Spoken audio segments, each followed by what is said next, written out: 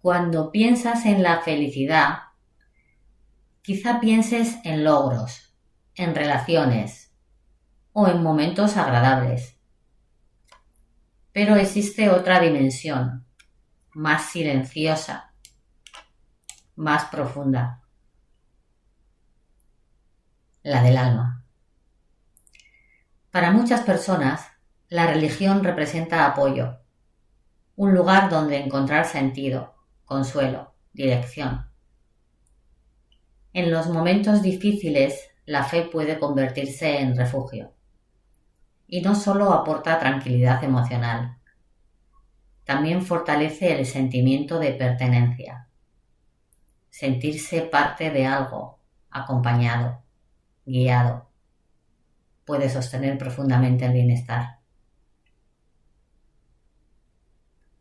Más allá de cualquier religión, la espiritualidad también transforma. En esa conexión con algo más grande, con la vida, con el sentido, con lo trascendente. Y cuando cultivas esa conexión, aparece más calma, disminuye el ruido interior y crece la paz. Porque cuando encuentras significado, las dificultades pesan menos.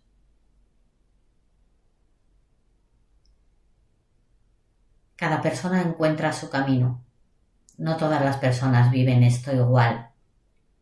Para algunos será la oración, para otros la meditación, la contemplación o el silencio. Lo importante no es la forma. Lo importante es conectar con algo que dé sentido. En este audiolibro, La ciencia de la felicidad, el capítulo 9 trata de esto, de ocuparte de tu cuerpo y de tu alma. Este último capítulo sobre actividades para incrementar la felicidad abarca un conjunto de estrategias que a primera vista parecen cualitativamente diferentes del resto. Después de todo, la mayoría de las personas no se entrega a una religión, ni se hace socia de un gimnasio, ni sonríe a los desconocidos para ser más feliz. Sin embargo, resulta que la felicidad es un subproducto significativo de todos estos comportamientos, lo cual es cierto, independientemente de lo afortunado o desafortunado que hayas sido con respecto a tus genes de la felicidad o a tu posición en la vida. Justo por eso, las estrategias que se describen en este capítulo son fundamentales en un programa para maximizar la cantidad de felicidad en nuestra vida cotidiana. Si resulta que alguna de ellas se adecúa a tus características y tu estilo de vida, elige un día y empieza a ponerla en práctica sin esperar más. En este audiolibro vamos con la actividad para la felicidad número 11. Practicar la religión y la espiritualidad. Los investigadores en temas relacionados con la psicología a menudo han vacilado antes de estudiar la espiritualidad y la religión. Aparentemente la ciencia y la religión son incompatibles. No se puede investigar a Dios en el laboratorio y lo sagrado no se puede cuantificar. Sin embargo, solo porque las creencias religiosas no se puedan poner a prueba empíricamente ni falsear, eso no quiere decir que no se puedan investigar las consecuencias de tener creencias religiosas, de practicar en la vida religiosa o de buscar lo sagrado. De hecho, una corriente cada vez mayor de la ciencia de la psicología sugiere que las personas religiosas son más felices, más sanas y se recuperan mejor de un trauma que las personas que no son religiosas. En un estudio se entrevistó a padres que habían perdido a su bebé por el síndrome de muerte infantil repentina 3 semanas después de su pérdida y otra vez al cabo de 18 meses. Los que asistían con frecuencia a servicios religiosos y decían que la religión era importante para ellos, lo sobrellevaban mejor 18 meses después y mostraban relativamente menos depresión entonces y mayor bienestar que los padres que no eran religiosos.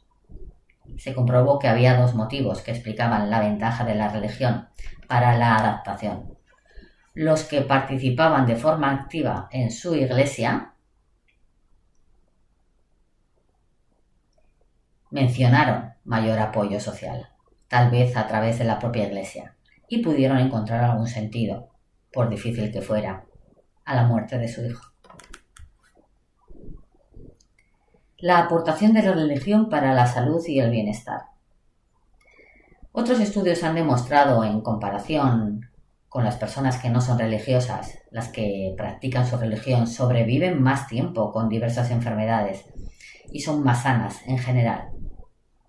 Por ejemplo, si te hacen una operación grave de corazón y recibes fortaleza y consuelo de tu fe, casi triplicas tus probabilidades de seguir vivo 6 meses después. El problema es que en realidad no sabemos por qué. Un motivo que parece evidente podría ser que las personas religiosas tienen más probabilidades de llevar una vida sana. De hecho, muchas religiones prohíben las prácticas poco saludables, como beber en exceso, el uso de drogas, la promiscuidad sexual y fumar. Las personas religiosas fuman y beben menos que sus contemporáneos menos religiosos. Algunos grupos religiosos, como los mormones y los adventistas del séptimo día, que recomiendan una alimentación sana y prohíben el sexo antes del matrimonio, el alcohol, el tabaco y el uso de drogas, son más sanos que otros grupos. Los grupos religiosos también fomentan un estilo de vida más positivo y menos estresante, por ejemplo, al defender la moderación, en oposición a una conducta extrema, ilegal o arriesgada, y al promover una vida familiar armoniosa. De hecho, algunos estudios demuestran que la participación religiosa está relacionada con menos riesgo de delitos, delincuencia y conflictos matrimoniales. Esto podría explicar que las personas religiosas sean más sanas físicamente, pero ¿qué hay del hecho de que sean más felices, estén más satisfechas con su vida y sobrelleven mejor la crisis? Por ejemplo, el 47% de las personas que asisten a servicios religiosos varias veces por semana se describen a sí mismas como muy felices, en comparación con el 28% de las que asisten menos de una vez por mes. El apoyo social y la sensación de identidad que proporciona la pertenencia a una organización religiosa compacta, una iglesia, un templo o una mezquita, podrían ser la causa. Después de todo, la religión por lo general no se practica aisladamente, sino dentro de una fraternidad de espíritus afines, que se reparten entre todos las cargas, alargan la mano a quienes lo necesitan y ofrecen amistad y compañerismo. Sin duda, las personas que asisten a servicios religiosos con regularidad tienen redes sociales más amplias, es decir, más amigos y conocidos en los que pueden confiar, y en realidad reciben la ayuda tangible de los miembros de su grupo religioso. No es de extrañar, puesto que los servicios religiosos y las numerosas actividades relacionadas con ellos, como las obras de caridad, los programas de voluntariado y las iniciativas de ayuda social, reúnen a personas que tienen mucho en común. Los miembros no solo comparten las suposiciones y las creencias básicas inherentes a su religión, sino también importantes valores políticos y sociales. Este hecho no solo permite el apoyo individual en el terreno social, el emocional y el material, sino que además crea una sensación de comunidad entre los miembros de la iglesia, la sinagoga o la mezquita, que hace que las personas se sientan apreciadas, respetadas y atendidas. Esta sensación refuerza tu identidad y ratifica tu estilo de vida. Después de todo, es agradable ver que las personas que respetas y admiras comparten papeles y valores similares, así como tu enfoque de la vida cotidiana. Por consiguiente, es posible que el hecho de que las personas religiosas sean más felices que las no religiosas no tenga nada que ver con la esencia de sus creencias religiosas y espirituales, con Dios, con vivir la vida de acuerdo con sus textos sagrados, con la santidad de la vida ni con sentido que proporciona a su vida la fe religiosa, sino mucho que ver con el hecho sencillo de que su religión las pone en contacto con otras personas bondadosas y que piensan de modo parecido. Podría ser verdad, pero no lo creo. En primer lugar, no deberíamos pasar por alto la relación que más apoyo brinda a muchas personas religiosas y que no requiere ninguna participación formal en servicios ni programas religiosos: su relación con Dios. Esta relación les proporciona no solo consuelo en los momentos difíciles, sino también autoestima, al sentirse valoradas, amadas y atendidas de forma incondicional. Quienes os sentís así tenéis una sensación de seguridad que ya quisieran otros. Creer que Dios va a intervenir cuando lo necesites te brinda una sensación de paz y tranquilidad. Tu identificación con Dios o con determinadas figuras bíblicas te puede ayudar a interpretar y orientar tu propia vida. Por ejemplo, ¿qué haría la divinidad en esta situación? Y hasta alimentar la sensación de control indirecto, es decir, con una divinidad omnisciente y omnipotente, todo es posible. En segundo lugar, la sensación de que Dios tiene un propósito en todo te ayuda a encontrar sentido a los acontecimientos corrientes de la vida, así como también a los traumáticos, y esto resulta decisivo. Estés o no involucrado en alguna organización religiosa formal, tu salud y tu felicidad se pueden beneficiar por el mero hecho, puede que no tan mero, de tener una fe religiosa. Esto resulta particularmente importante en los momentos difíciles. Es posible que no haya una explicación secular clara para una crisis de salud o la muerte de un familiar, sobre todo si es inesperada o prematura, y que esto ponga a prueba tus suposiciones básicas sobre la justicia en el mundo. La respuesta religiosa, que incluye rezar, replantearse lo que uno entiende por sentido de la vida y colaborar con la divinidad, te puede ayudar a entender que el acontecimiento forma parte de un plan divino más amplio o que te brinda la oportunidad de crecer espiritualmente o de adquirir la habilidad de manejar las cosas. Por ejemplo, el sentido de la vida que te brinda tu religión te puede proporcionar esperanza. Por ejemplo, Dios se ocupará de que las cosas mejoren. Una explicación satisfactoria mediante un propósito más amplio y benéfico. Por ejemplo, Dios te envía dificultades para fortalecerte. O la voluntad de un Dios cariñoso no se puede comprender del todo. Y consuelo, por ejemplo, somos algo más que una mera señal luminosa momentánea en el universo. De hecho, esta respuesta religiosa es tan poderosa que en los tiempos difíciles es la reacción más frecuente entre las personas mayores. Somos algo más que una mera señal luminosa momentánea del universo. Una madre que perdió a su primogénito y después dio a luz a otro hijo sano fue capaz de encontrar sentido a la muerte de la manera siguiente. Dicen que hay un motivo por el cual Dios hace todo lo que hace, y creo que es cierto, porque creo que quiero a mi segundo hijo mucho más de lo que habría querido si estuviera aquí el primero. Asimismo, los estudios demuestran que la frase «Dios sabía lo que hacía» es una de las respuestas más habituales de las víctimas de una variedad de traumas, como la parálisis, a la pregunta «¿por qué yo?». Además, los que logramos aplicar un marco religioso benévolo en general, nos adaptamos mejor a nuestra terrible experiencia. Por ejemplo, en un estudio que se hizo con pacientes que se sometían a quimioterapia, los que creían que Dios tenía un control mensurable de su cáncer tenían más autoestima y, según sus enfermeras, estaban mejor adaptados. Es decir, estaban más felices, serenos y activos y se relacionaban mejor con los demás. Curiosamente, creer en Dios como fuerza que controla ayudó a estos enfermos de cáncer a afrontarlo mejor que creer en su propio control personal. Sin embargo, el control que mencionaban no era un sometimiento pasivo a una fuerza externa, sino que los pacientes hablaban de utilizar la oración y la fe, así como también sus propios esfuerzos para controlar la enfermedad, como medio para obtener el control de Dios, de modo que se trataba de un proceso activo e interactivo mutuo entre la persona y un poder superior. incluso más allá de los acontecimientos negativos o traumáticos, cuando nuestros días no son más que ordinarios, la religión y la espiritualidad sin duda nos ayudan a encontrarle sentido a la vida. ¿Por qué necesitamos encontrarle sentido? Porque necesitamos sentir que importamos, que nuestro sufrimiento y nuestro esfuerzo no son vanos y que nuestra vida tiene una finalidad. Porque necesitamos tener la sensación de que controlamos nuestro destino. Porque necesitamos poder justificar nuestros actos. ¿Por qué tenemos que perdonar? Porque tenemos que estar agradecidos. ¿Por qué hemos de poner la otra mejilla? Y cosas así. Porque necesitamos un motivo para concentrarnos más allá de nosotros mismos. Y por último, porque saber que nuestra vida tiene un sentido alimenta nuestra sensación de autoestima. Nos hace sentir bien con respecto a nuestro sistema de creencias,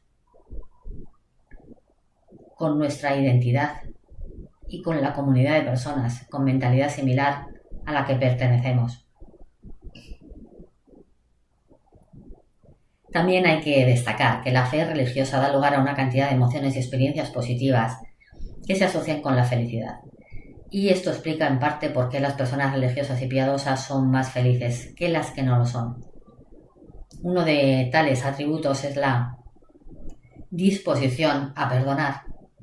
Un montón de estudios han demostrado que las personas muy religiosas y espirituales consideran que perdonan más y valoran más el perdón que las no religiosas. Por último, la práctica de la religión, tanto la oración privada como la búsqueda espiritual y la adoración colectiva, puede originar esperanza, gratitud, amor, sobrecogimiento, compasión, alegría y hasta éxtasis. Y todos estos sentimientos aumentan la felicidad. Vamos con las ventajas de la espiritualidad. Hasta ahora he estado confundiendo un poco las palabras espiritual y religioso. ¿Cuál es la diferencia? Sin duda coinciden mucho, pero no del todo. Se define la espiritualidad como la búsqueda de lo sagrado, es decir, la búsqueda del sentido de la vida a través de algo que es más grande que el yo individual. Podríamos llamarlo autotrascendencia.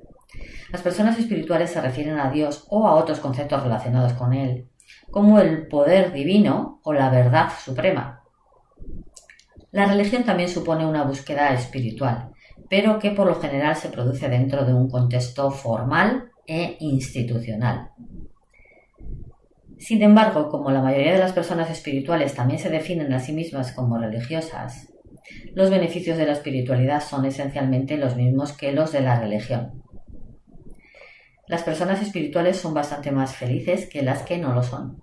Tienen mejor salud mental, sobrellevan mejor el estrés, sus matrimonios, son más satisfactorios, consumen drogas y alcohol con menos frecuencia, son más sanas físicamente y más longevas.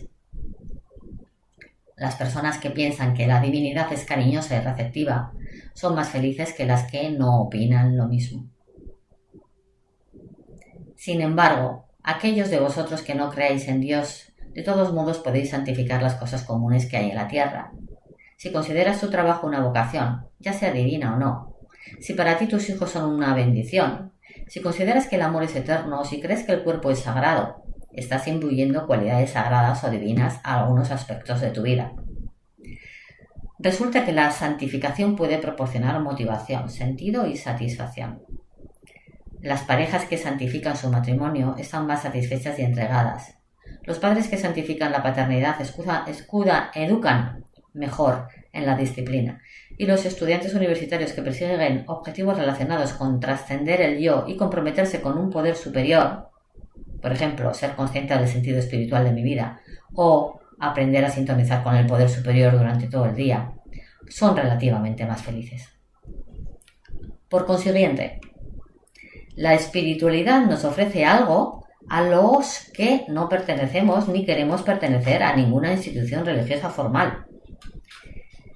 En lugar de acudir a la iglesia o el templo, Podemos esforzarnos por buscar lo sagrado de muchas formas diferentes, a través de la meditación, de la oración o dando una dimensión espiritual a nuestra vida cotidiana.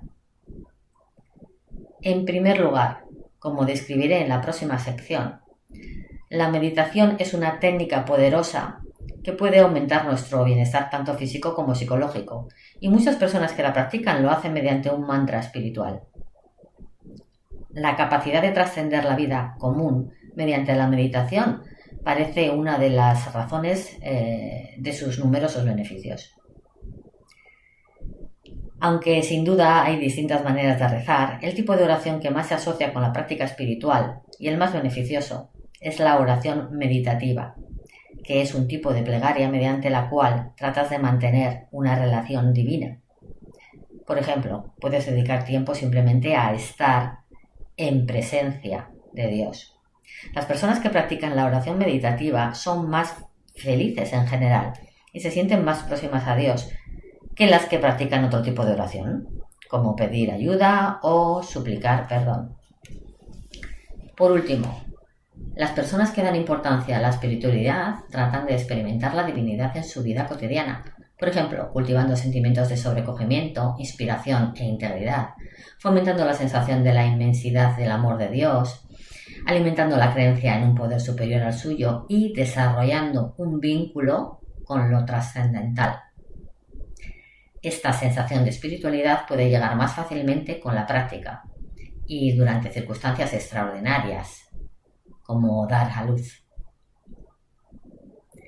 ¿Para quién son más beneficiosas la religión y la espiritualidad? La primera respuesta a esta pregunta es coherente con el tema fundamental de este libro, que es que determinadas actividades para aumentar la felicidad serán más eficaces para las personas que están abiertas a ellas y motivadas para ponerlas en práctica con esfuerzo y dedicación. En otras palabras, si te parece natural practicar la religión y la espiritualidad, no dejes de hacerlo. Además, los investigadores han hecho varios descubrimientos interesantes que incluyen el hecho de que la religiosidad está vinculada más estrechamente a la felicidad entre las mujeres, en comparación con los hombres, entre los afroamericanos, en comparación con los blancos, entre las personas mayores, en comparación con las más jóvenes, y entre los norteamericanos, en comparación con los europeos. Tal vez porque su fe religiosa es relativamente más fuerte. Además, las personas que de forma activa y pública participan en actividades religiosas, por ejemplo, ir a la iglesia o rezar, son más felices que las que se limitan a defender sus creencias religiosas. Este descubrimiento pone de relieve el papel fundamental que una comunidad de apoyo puede desempeñar en los efectos del incremento de la felicidad que tiene la religión. Por último, no es de extrañar que los que buscan la religión por motivos intrínsecos, es decir, como modo de vida, sean más felices que los que la persiguen como un medio para conseguir un fin, es decir, por motivos instrumentales o extrínsecos, como la carrera o el estatus. ¿Hay un lado oscuro en la religión? Freud sostenía que la religión puede provocar una neurosis obsesiva entre cuyos síntomas cabe mencionar la supresión de las emociones, la represión de la sexualidad y la culpa. Los medios de comunicación populares sugieren a veces que las personas religiosas tienen más prejuicios y son más cerradas que aquellas menos religiosas, o que son bastante pasivas con respecto a su vida y su salud, ya que ceden a Dios todo el control, o que son incapaces de formular pensamientos racionales y científicos, o que tienen creencias poco realistas acerca de la venganza divina, la ira justa y el pecado original. Asimismo, al igual que las relaciones íntimas que pueden llevar a una persona a sus mayores máximos y a sus peores mínimos, los grupos religiosos también pueden dar lugar a estrés y a conflictos. Pueden exigir gran cantidad de tiempo, energía, dinero, sacrificio y conformidad con las estrictas expectativas en la referente a la conducta moral y la vida familiar.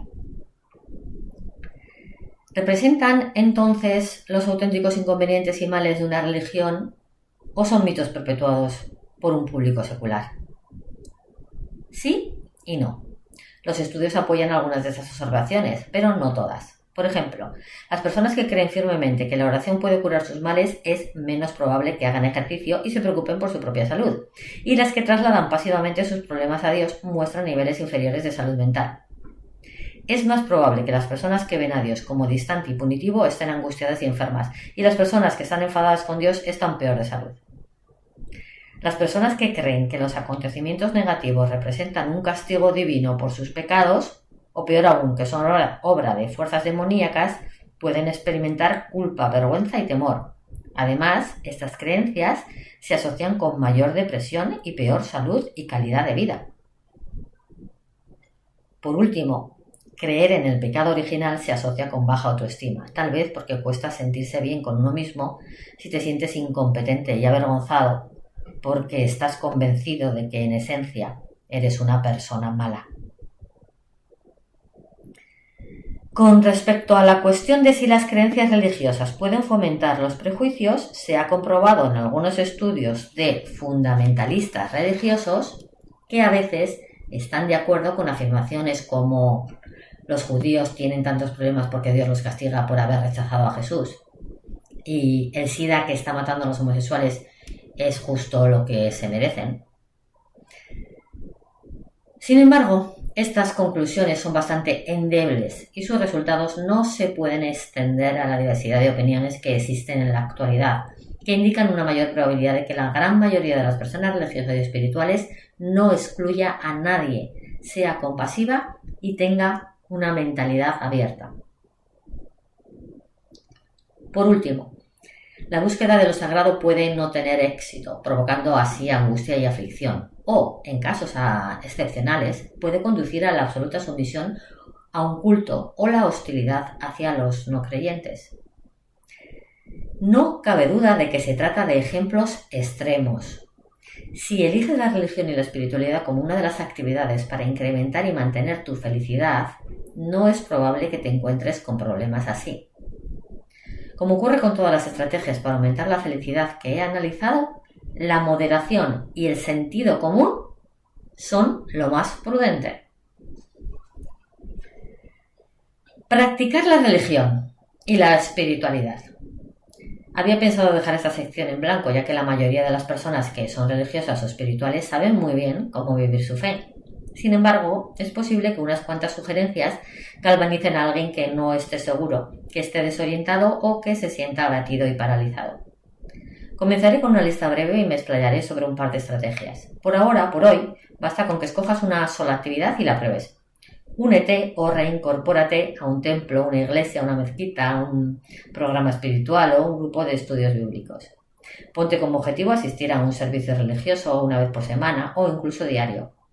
Dedica 15 minutos por día a leer un libro de temática espiritual o religiosa, a hojear un libro de afirmaciones, a escuchar un programa de radio de contenido espiritual o a ver un programa religioso por televisión. Preséntate como voluntario para alguna obra de caridad basada en la fe. Por último, infórmate sobre otras religiones investigando en la biblioteca o en Internet o hablando con amigos y conocidos acerca de sus creencias. No solo te resultará instructivo, puede que además te impulse a probar algo nuevo, sino que puede que acabes haciendo amistades o reforzándolas. Busca sentido a la vida. Los investigadores creen que un auténtico sentido de la vida debe tener sus raíces en los pensamientos, los sentimientos y las experiencias de la propia persona. Aceptar a ciegas el sentido de la vida de otros no produce felicidad ni crecimiento. Darle sentido a nuestra vida es una de las cosas más difíciles de hacer y es probable que ese sentido que crees cambie en el transcurso de tu vida. Te presento 6 sugerencias de los investigadores sobre la manera de esforzarte para encontrarlo. En primer lugar, la vida tiene más sentido cuando persigues objetivos que son armoniosos y están a tu alcance. Por ejemplo, cuando dispones de tiempo, la capacidad y la energía para dedicarte a tus objetivos más importantes, ya sea criar a tus hijos o desarrollarte como escritor. Si no estás seguro de cuáles son tus objetivos o de cómo seguirlos, lee o escucha el capítulo 8. En segundo lugar, el mayor sentido procede de tener un plan de vida coherente. Ponte a escribir o comparte con alguien la historia de tu vida. ¿Quién eres ahora y quién eras antes? ¿Qué futuro imaginas para ti mismo? ¿Qué obstáculos hay en tu camino? ¿Qué suposiciones tienes acerca del mundo y de por qué las cosas son como son? En tercer lugar, la creatividad. En las artes, las humanidades, las ciencias e incluso en el descubrimiento de uno mismo. Puede darle un sentido a la vida de muchas personas. Una vez más, en este punto la autotrascendencia puede ser decisiva. Es posible que lo que crees no sea solo un proceso gozoso para ti mismo, personalmente, que dé sentido a tu vida, sino también, si tienes suerte, algo que puedas transmitir a los demás para el presente y para las generaciones futuras. En cuarto lugar, para muchos a veces la angustia y el trauma tienen mucho sentido. Esto está en el capítulo 6. El sufrimiento puede aportar crecimiento postraumático, incluido el crecimiento espiritual, una perspectiva eterna sobre los caminos posibles en la vida y un sentimiento de que la vida tiene un nuevo significado. En quinto lugar, en la esencia de la religión y la espiritualidad hay fuertes experiencias emocionales, como el consuelo que se siente en un servicio religioso o el sobrecogimiento y la maravilla que sientes en presencia del misterio y la majestad de lo divino, o cuando te enfrentas a la intensidad del amor, a la inmensidad del universo o a escenas de una belleza natural exquisita. Estas experiencias religiosas, incluidas la conversión y las experiencias de muerte clínica, que pueden incluir sentimientos profundos de despertar espiritual, éxtasis o estar bañado de luz, sirven para profundizar tu fe y dotar de más sentido a tu vida. Por último, un camino esencial para encontrar sentido en tu vida es, casi por definición, trabajar para desarrollar tu fe. En cierto modo, la fe proporciona la respuesta a las grandes preguntas: ¿quién soy? ¿Para qué vivo? ¿Cuál es mi lugar? ¿Quién es el creador? ¿Cómo llevo una vida virtuosa y mejoro el mundo a mi alrededor? La oración. Una manera universal de practicar la religión y la espiritualidad es a través de la oración.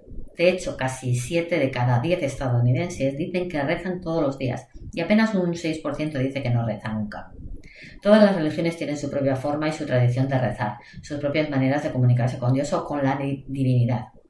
A continuación, algunas ideas para convertir la oración en una parte más importante de tu vida. Dedica un rato cada día, entre 5 minutos y 1 hora, a la oración. Puedes destinar el tiempo a pedir a Dios algo para ti mismo o para los demás, o simplemente a estar en su presencia o a leer un devocionario. De lo contrario, puedes decidir rezar de forma espontánea a lo largo del día y en situaciones concretas, por ejemplo, cuando te sientes deprimido o tenso, o presto a condenar, o cuando ves un objeto hermoso o un acto amable, o cuando ha ocurrido algo particularmente bueno o malo. Di una oración al despertar o antes de irte a la cama o antes de cada comida, una oración de agradecimiento, si estás predispuesto. Puede ser particularmente reconfortante e inducir felicidad. Esto lo vimos en el capítulo 4. Rosa, una joven que conocí en la universidad, decidió cambiar su vida practicando la oración de forma activa. Aunque la educaron para creer en Dios y para ir a misa los domingos, me dijo que solo lo hacía porque la obligaban. Cuando se hizo adulta, Rosa había dejado de hacer algo que antes hacía con frecuencia: rezar. Así describe la experiencia de tratar de alcanzar su nuevo objetivo y los múltiples beneficios que recibe. La semana pasada rezaba cuando me iba a la cama y al despertar. Rezo por mi día y doy gracias por todo lo que ha sucedido. Le cuento a Dios todo lo que me ha molestado durante la jornada y me siento más sabia y más feliz cuando acabo de rezar, como si acabara de contarle a un amigo todo lo que me preocupaba desde hacía un año. Antes de empezar a rezar me sentía incómoda, porque tenía que hacerlo delante de mi compañera de habitación y no sabía cómo lo tomaría ella. Pero cuando me puse a rezar a Dios y cerré los ojos, dejé de ser consciente de lo que me rodeaba. Me liberé por completo de todas las opiniones y los prejuicios y le di las gracias por mi día, por todo lo que había hecho por mí, y le pedí que me diera fuerzas para seguir en este camino en lo sucesivo. Cuando acabé de rezar me sentí aliviada, como si me hubiera quitado un gran peso de encima y me sentí satisfecha. La actividad en sí no fue difícil, pero me costó volver a hacer algo que había dejado de hacer mucho tiempo atrás, sobre todo porque empecé a hacerlo todas las mañanas y todas las noches. No obstante, me gusta hacerlo. Ya no me sentía sola. Me he acostumbrado a decir mis oraciones todos los días y seguiré haciéndolo, ya que sé que cada vez que lo hago converso mejor con los demás, soy más agradecida, perdono con mayor facilidad y hago que los que me rodean se sientan en buena compañía. Creo que Dios es capaz de muchas cosas extraordinarias y me cuidaré donde quiera que yo esté. Y me cuidará donde quiera que yo esté. Es mi padre, mi amigo, mi hermano, y lo que siento cuando hablo con él es una dicha, ya que comparto con él todos mis secretos y él me libra de todas mis dudas y mis preocupaciones. Sin duda, voy a seguir haciéndolo todos los días, ya que me da fuerzas cuando me levanto y descanso mejor cuando me duermo.